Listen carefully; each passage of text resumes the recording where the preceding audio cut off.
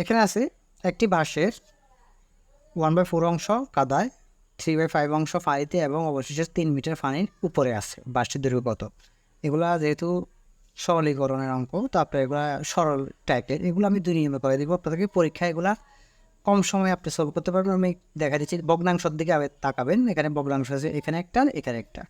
যখন দুইটা ভগ্নাংশ থাকবে তখন আমরা এটাতে সব নিয়মে করে ফেলতে পারবো। একটা নিয়ম আছে, সেটা হচ্ছে জাস্ট আপনি ভগ্নাংশ যখন দুটো থাকবে এবং তখন আমরা জাস্ট করতে পারবো কি, দেখেন, শর্টকাটে হরের লসাগু। হ্যাঁ, হরের লসাগু বের করলে আমাদের রেজাল্ট বের হয়ে যাবে। এখানে আছে 4, এখানে আছে 5। হ্যাঁ, 4 গুণ 5 সমান 20। এটা হলো আমাদের আনসারটা, রেজাল্ট হয়ে যাবে। ঠিক আছে।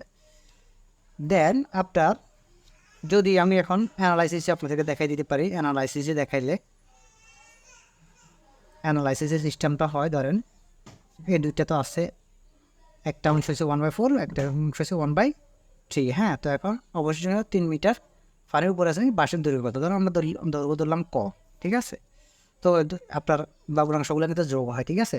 তো আমরা জাস্ট প্রশ্ন মতে সলভ করে ফেললে কী হয়, আমি ছোটো করে দেখাই দিচ্ছি। প্রশ্ন মতে প্রথমে আপনার যে অংশ দৈর্ঘ্যটা ক, দেন এই দুইটা আর কি। হ্যাঁ, এই দুইটা মাইনাস হয়ে যাচ্ছে মূল অংশ থেকে। তাহলে আমাদের 1/4কে আমরা এভাবে লিখতে পারি, ক/4। হ্যাঁ, আমি সংক্ষেপে দেখাচ্ছি। এখানে মাইনাস থাকার কারণে প্লাস, এটা মাইনাস হয়ে যাবে। তারপরে আবার 3 আছে, 3 ক/5।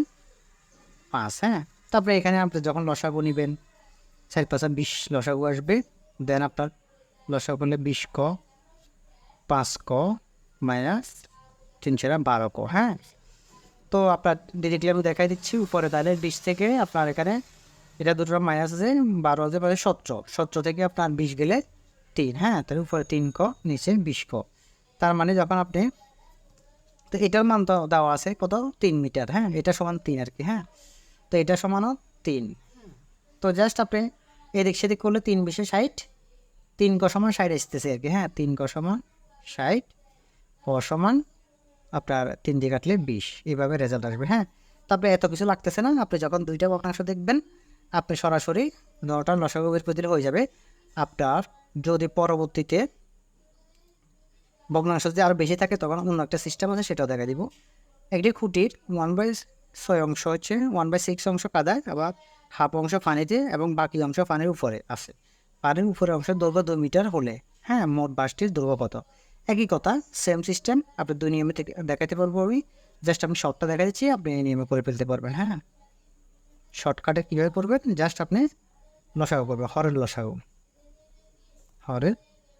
লসাগু করলে আপনার কথা হবে, আপনাদের মান হচ্ছে কত, 2 আর 6 দেওয়া আছে। হ্যাঁ, তো 2 আর 6 লসাগু কিন্তু 6 হয়। হ্যাঁ, 2 কে 2, 3 দুগুণে 6, তাহলে 3 আর 2 6 আমাদের আনসার। সো আপনি একই নিয়মে এটাও করতে পারবেন অ্যানালাইসিসে। হ্যাঁ, অ্যানালাইসিস আপনি এভাবে করতে পারবেন। ঠিক আছে, অ্যানালাইসিসটাও এখানে করতে পারবেন। আমি শর্টকাটে দেখা দিচ্ছি। কোনো ব্যক্তি সম্পত্তির 2/3 অংশ পুত্রকে, 1/3 অংশ কন্যাকে দিলেন এবং কন্যা এত টাকা কম ফেলে সম্পত্তির মূল্য কত? এখন এখানে একটা জিনিস আপনি লক্ষ্য করেন, খুবই বোঝার একটা জিনিস আছে।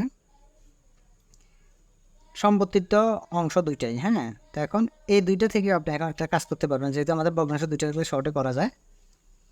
তাহলে আমরা প্রথমে 3×3। হ্যাঁ, এখানে তো আমরা লসাগু বের করবো শর্টকাটে। হ্যাঁ, এখানে একটা জিনিস মনে রাখবেন, তো 3 দিয়ে করলে আমাদের রেজাল্ট কিন্তু 3 আসতেছে, এখানে 3। হ্যাঁ, তো এখন একটা জিনিস লক্ষ্য করেন, এখানে কিন্তু ভগ্নাংশটা সমান, নিচেরটা হরটা সমান, ওগুলো কিন্তু অসমান ছিল। এই জাস্ট যখন আপনার সমান হবে, সমান হলে পরবর্তী অংশের সাথে গুণ, পরবর্তী অংশের সাথে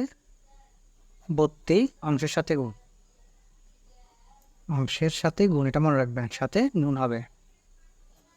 তাহলে আমাদের রেজাল্ট কত আসতেছে, 3, আর এখানে মান দেওয়া আছে কত, 1500। তাহলে শর্ট, তাহলে 3×15 = 45। এটা হচ্ছে আমাদের আনসার। হ্যাঁ,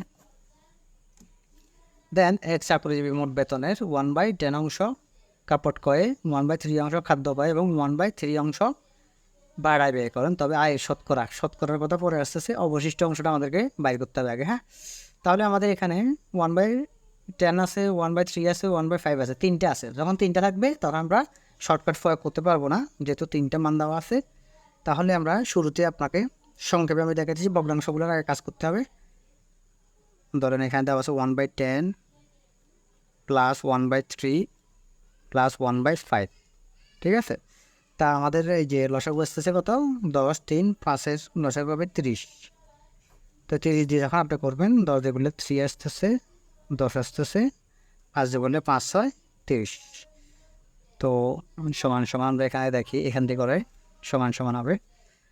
তাহলে 10 10 16, 16 আর 3 19, 30/19। এখন এটা হচ্ছে মূল অংশ। তাহলে অবশিষ্ট অংশ, বাকি অংশ বের করার সিস্টেম তো মানে আপনাদেরকে আগের ক্লাসে দেখা দিছি। বাকি অংশ বের করবে মানে আমরা যে বলি 1 - 30 না, 19/30 আছে না, তো এটা ডাইরেক্ট করা যায়, মানে ডিরেক্টলি করা যাবে। আপনার 30 থেকে 19 বিয়োগ করে দেবেন, 11, 30, এটার মান কিন্তু এটা আসবে। হ্যাঁ, তো এখন এতটুকু বের করার পরে জাস্ট আমাদের কত বাড়ছে, 11/30। এখন এটা শতকরা আমাদেরকে বলছে কত, শতকরা কত। তাহলে আমরা শতকরা হিসাবটা 100 দিয়ে গুণ করে দিব, ঠিক আছে। 11/30 on 100। তো আমার শূন্য একটা চলে গেছে, এই পড়েছে 110, নিচে 3। তারপরে ভাগ করলে 110কে ভাগ করলে কত হবে, 3 3 9, এখানে 2 আসতেছে 20, 3 6 18। তাহলে 18 হলে 2 নামতেছে। তাহলে আমাদের রেজাল্ট আসবে আপনার 36 সমস্ত 2/3। হ্যাঁ, 36 সমস্ত 3/2 হচ্ছে আমাদের রেজাল্ট। এটা শর্ট করে ভাবে দেখা যাবে।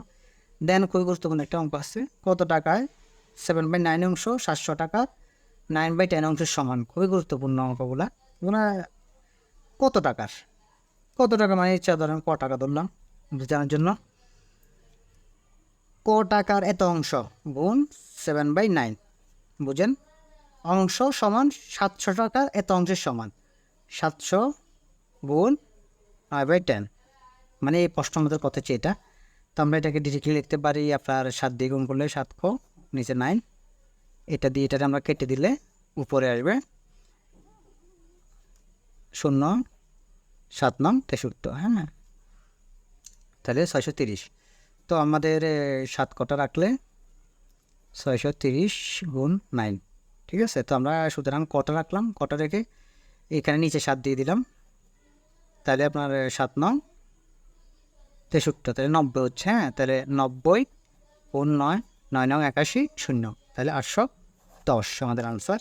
ঠিক আছে, এই সিঙ্গেল থেকে আপনাকে এই অঙ্কটা দেওয়া হচ্ছে কত টাকায় 3/5 অংশ 90 টাকার 5/6 অংশের সমান। হ্যাঁ, তো একই সিস্টেম